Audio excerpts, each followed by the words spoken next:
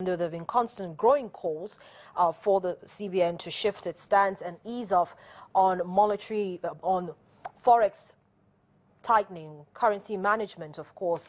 In the days ahead, we'll talk more about that. Of course, it is going to drive the conversation I'll be having now with Ayodeji Ebo, who is the head of research at AfriInvest, as we take a look at the state of the economy. Generally, what will the committee members be up against as they have conversations that will last for 2 days before the announcement of key decisions on Tuesday? Good morning to you, Ayodeji. Thank you so much for joining me on the program.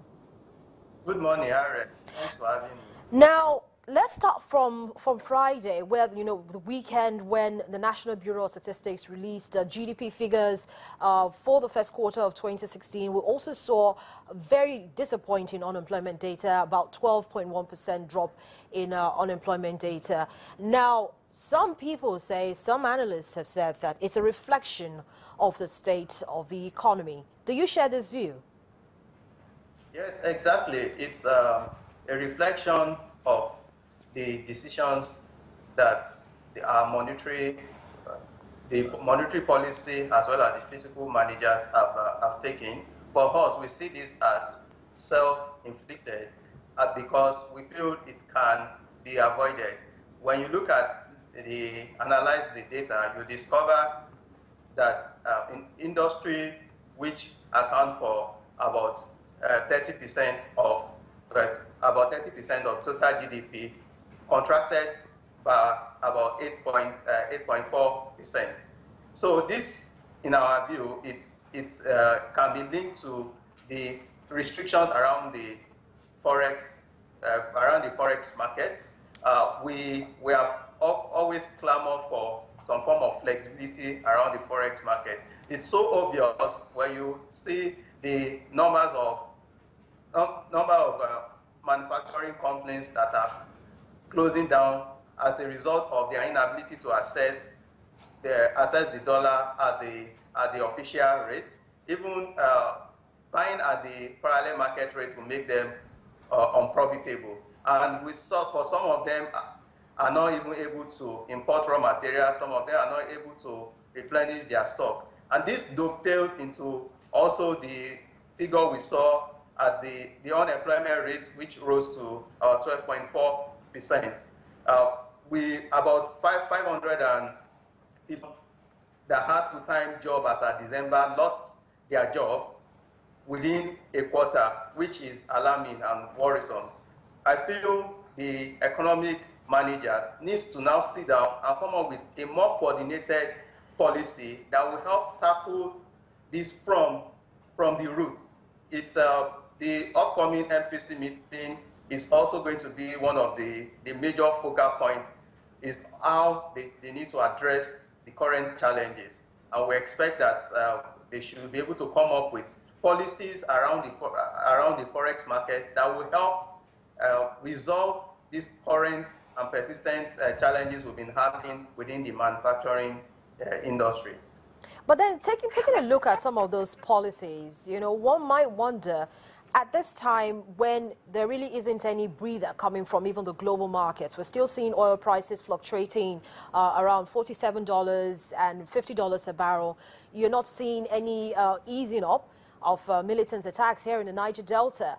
And you're still seeing pressure coming in from the forex market. At the parallel market, we're still seeing the Naira trading at around 350 and 360 Naira to the dollar. That's against the official market. So how do you think the members are going to deliberate today?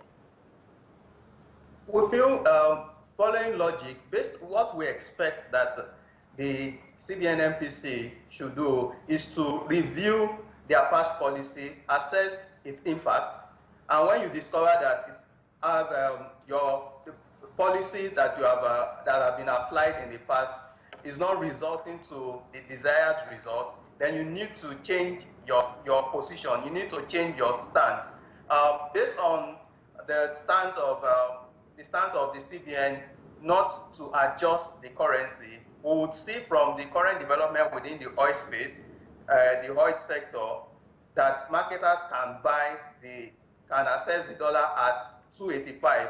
Also buttresses the point for the need for an adjustment. of the naira. Apart from that, it's beyond just a devaluation or an adjustment. We feel the restrictions accounted for significant pressure that we've seen on in the forex market or within the parallel segment of the forex market.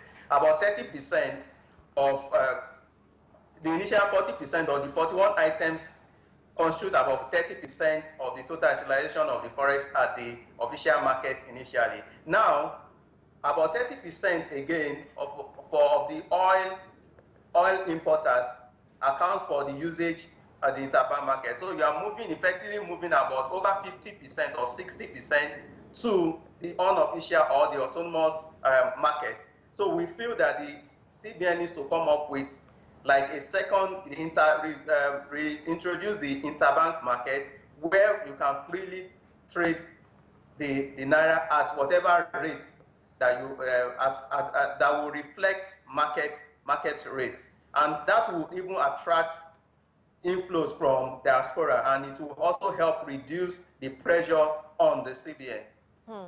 Now, Ayodeji, you know, taking a look at those GDP numbers, already there have been comments that Nigeria is already in recession because you have a negative growth of 0.38. Now, if the Central Bank of Nigeria's monetary policy meeting decides not to make any significant move on the monetary policy rate, on the cash reserve requirement, or even foreign exchange, what's the likely scenario that might play out? Yes, thanks for that. It's before we can say we are really in recession is when we record two successive negative GDP growth rates. And looking at what has happened between April, May, we are almost in June, it's very unlikely that we will not record another negative growth rate. We have only June to see whatever we want to do for us to avoid a negative growth rate. But we expect that the CBN should focus more on how they want to grow the economy.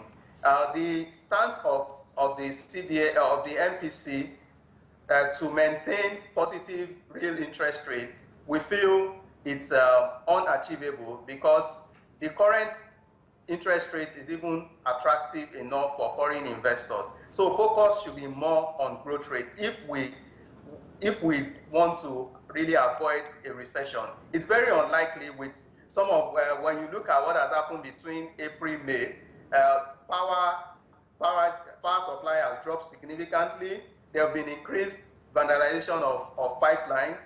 You also know the few days of strike will also have affected productivity, the volatility we had in the forex market.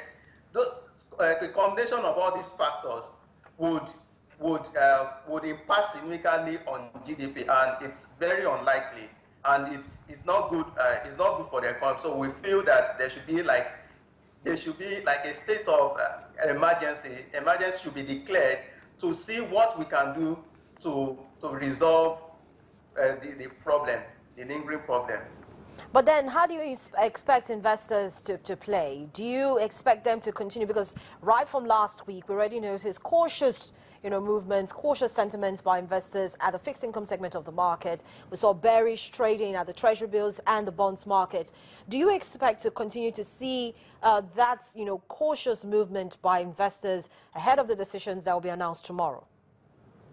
Yes, we expect that, especially at the equities segment of the financial market, we expect to see a lot of wait and see attitude. Even at the bond market, a lot of investors have exited the market in anticipation of a higher MPR.